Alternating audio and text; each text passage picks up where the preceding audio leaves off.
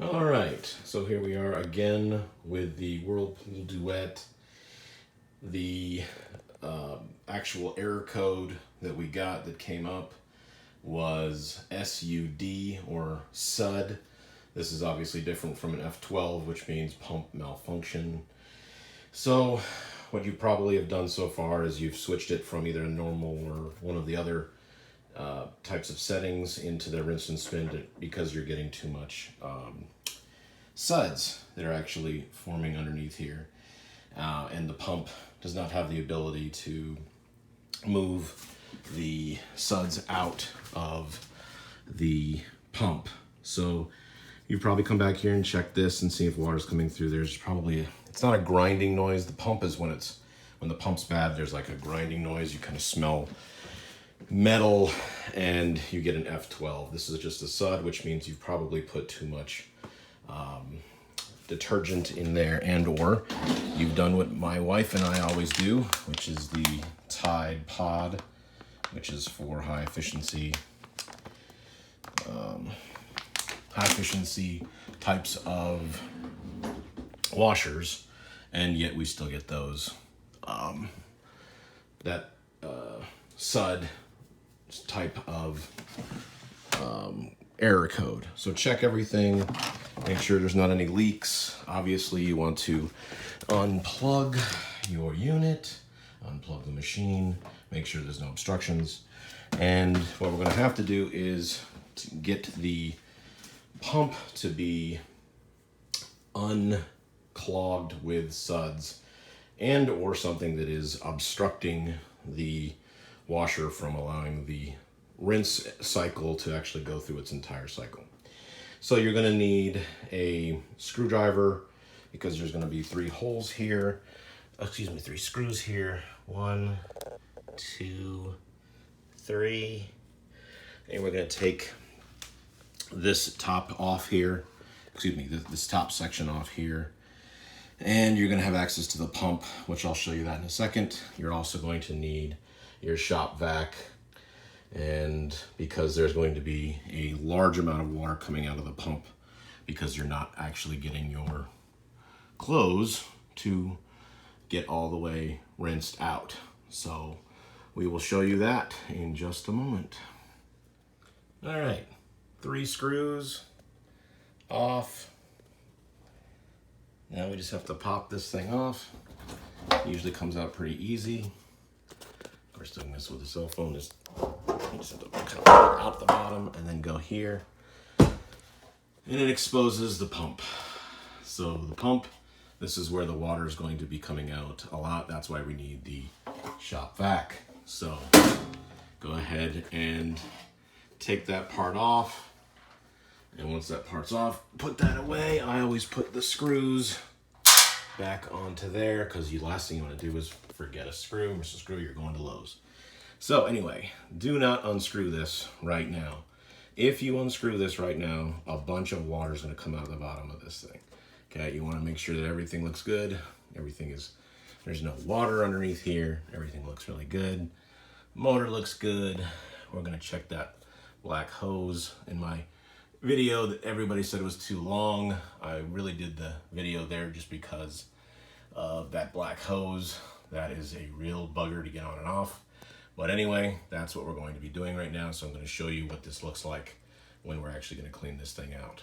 If the SUD keeps going forward, the error code keeps going SUD, S-U-D, this thing might be broken, or it might be not pumping efficiently enough, or you might just need to use a more high efficiency type of detergent. Either that, or we have to replace the whole thing.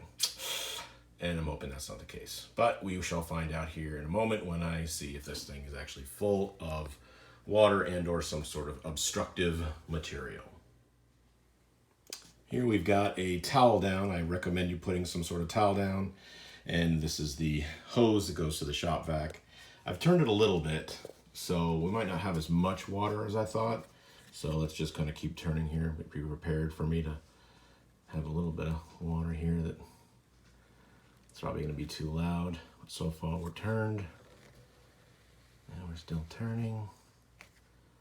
Always turn slow. Turn slow.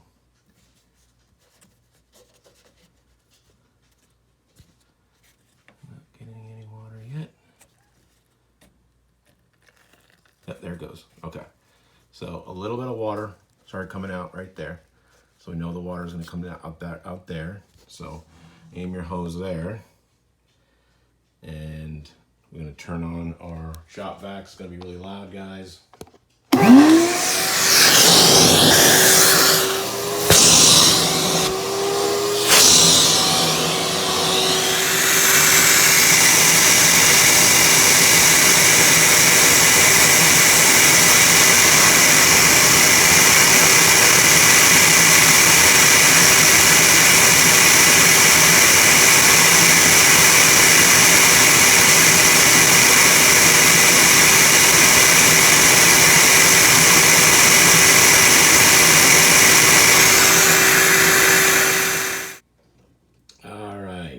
So this is what it usually looks like. There's usually stuff in here. If it's really clogged up, but we just have to clean this sucker out.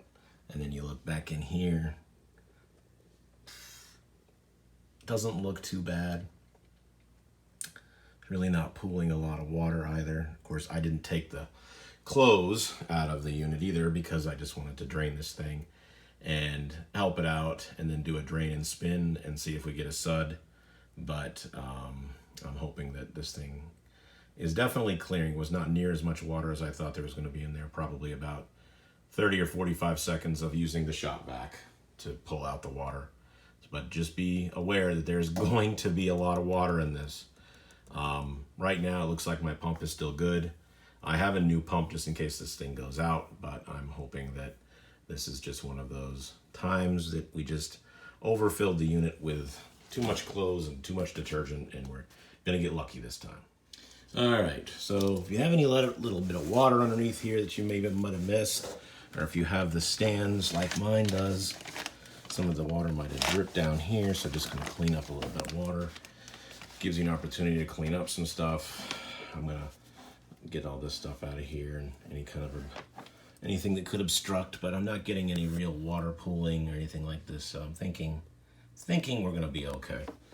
All right, so let's put this cap back on. This is all nice and clean, so that also gave you an opportunity to clean it. So you're gonna just basically stick it back in where it was. Make sure the threads are threading, and you have got to put this all the way back to its original scenario, so it's actually sitting right here. All right, so you can't go do it any further. All right, you don't want to overscrew, you don't want to underscrew. So yours might be tighter, it might be a tighter fit than mine.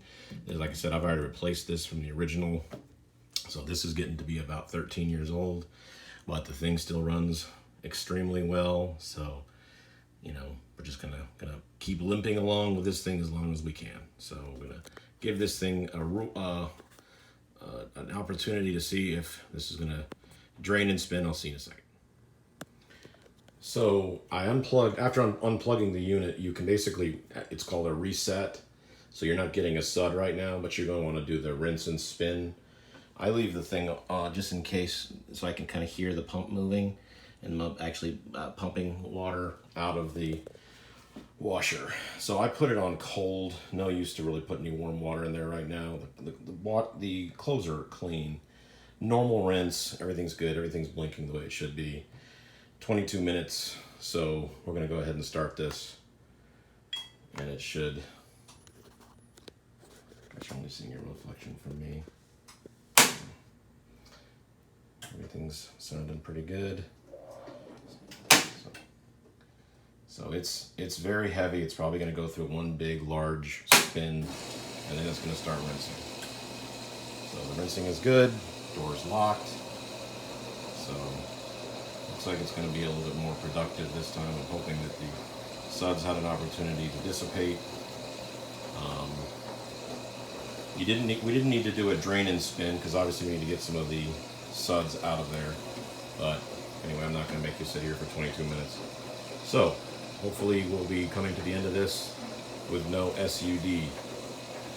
And if not, then I probably have to go back to 0 and put a new pump in on there.